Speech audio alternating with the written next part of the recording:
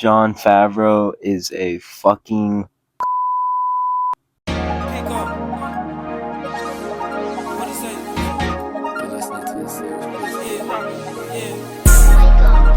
Money can call. I picked up on the first ring. Now I'm ballin'. so in a statement that surprises absolutely no one, the fucking dickhead, the former Obama speechwriter, the Obama White House staffer, Jon Favreau of Pod Save America, surprises absolutely no one by shitting on a progressive DSA candidate. I mean, when are we going to wake up and stop relying on listening to the voices of these fucking brain dead, moronic, liberal establishment fucks that do nothing but to push their own agenda and line their own coffers up more? Like, for real, there's no purpose. So like, if if you're like me and you do a lot of hate watching, you may have seen this, or if you're in progressive spaces, this clip may have floated around, because it is some shit that, like, in my personal opinion, like, I'm not a fan of. I'm not a fucking fan of a guy shitting on a progressive candidate that just had a great showing in, taking down an establishment Democrat that nobody likes. Nobody likes Adriano Espaillat.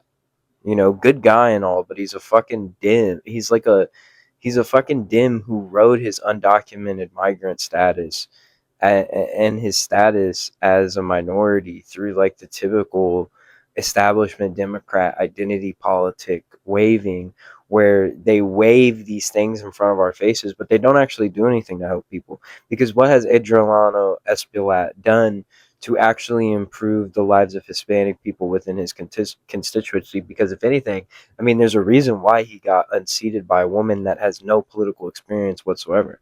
There's a reason why Daria Litsa Avila Charvillier unseated him. And I think that the way that Jon Favreau reacts in this clip that I'm going to show you guys in just 1 second kind of proves my exact issue with these people, with these establishment Democrats. What is the Democratic Party if not its voters? And what we saw yesterday evening were Democrats across the city turning out and voting for a new kind of politics. A slate of 3 candidates endorsed by Zoran Mamdani won their Democratic primaries in deep blue House districts. And then the biggest upset of the night, 4-term Representative Adriano Espaillat, head of the Congressional Hispanic Caucus, and the first undocumented immigrant to serve in Congress, lost his Harlem Bronx district in an upset to a leftist community organizer named Daria Liza Avila Chevalier, a Democratic socialist. So I'm going to pause it for just a second. But do you notice how he, with his tone and the look on his face, he loved to use that word leftist, or you're going to see him use DSA later, as like a pejorative or like a negative. Who also believes in abolishing prisons, police, and all deportations. She might be the most left-wing candidate to ever win a Democratic primary in our lifetime. Exactly, good. That's what we need. We need more left-wing Democratic candidates. What? That's why you fucking assholes don't win, because you guys keep running on Trump bad. Here's where I have a problem.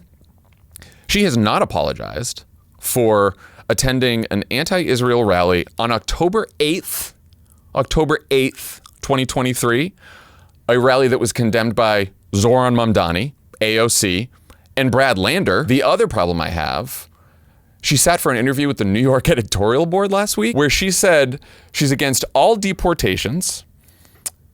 She's for open borders because, quote, bordering is a very modern construct, actually. She wants to abolish prisons.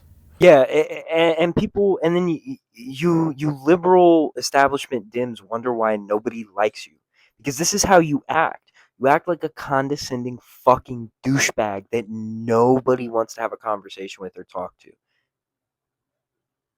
And when somebody says abolish prisons, abolish police, they don't mean get rid of it and not put anything new in place, or just leave it with, leave it like broken, leave it completely abolished. It means abolishing the current system to build a new, better system in place. But this liberal establishment Democrat mindset, because again they're protected by capital. They, especially somebody like John fucking Favreau, some rich fucking East Coast douchebag who worked in the Obama White House. Like this is the kind of guy that serves to benefit from capital. He has everything to gain from capital. So why the fuck would he ever want anything to change? Why would he ever want working class folk to rise? Why would he ever want working class folk to have better outcomes? He doesn't care to.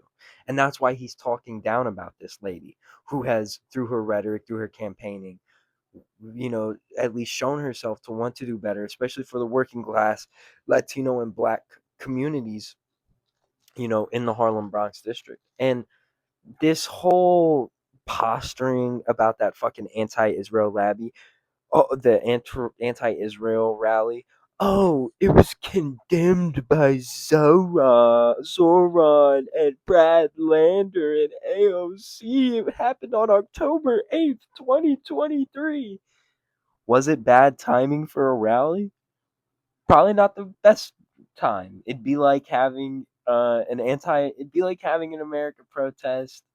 No, I'm not even gonna say that actually, because those things are really comparable. I'm gonna stop that comparison there actually, and I'm not gonna condemn this. People can feel how they want to feel, and they can go to a rally they want to rally.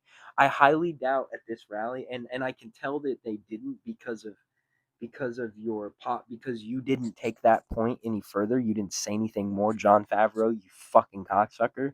I can tell that it wasn't like they were sitting up there and saying, yes, October 7th, yes.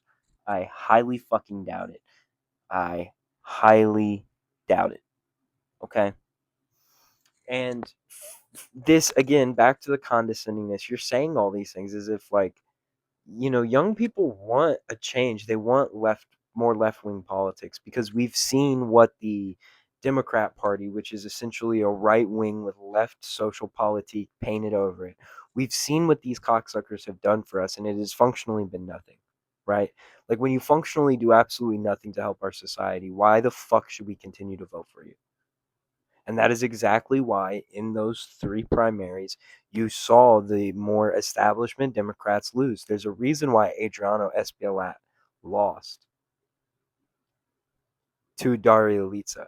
And it's because people are tired of you, John Favreau, and your establishment Democrat crony piece of shits that, while yes, the Trump admin is bad and evil because they're outright fascists, you guys uphold fascism.